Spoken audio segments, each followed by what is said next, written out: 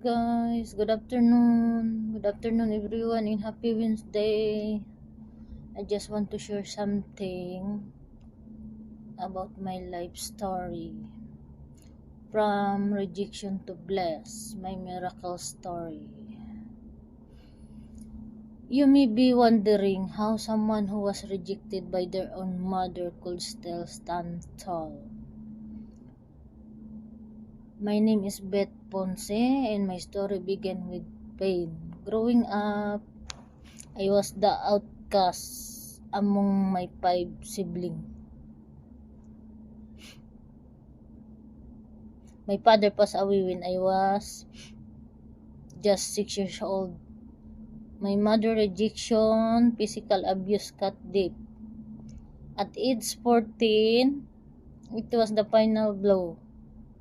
But in darkness, I found courage. I left home at age 14 to prove to myself and my mother that I could survive alone. God miraculously provide jobs, kindness from strangers, and compassion from other people.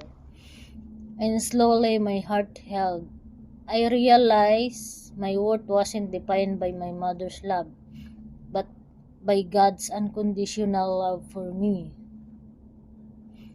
Years went by, and the pain remained until my mother passed away. In that moment, something miraculous happened. I forgive her.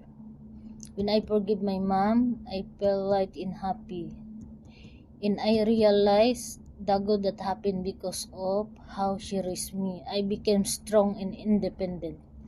Today, I'm alive, thriving, in giving back thanks to God's grace. My life purpose is clear.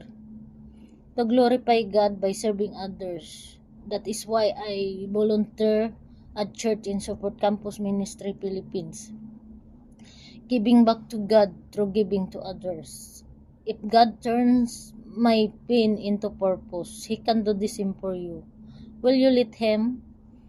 And my final thought of this is God's love and redemption. Thank you very much and have a nice day everyone. Bye. I love you all.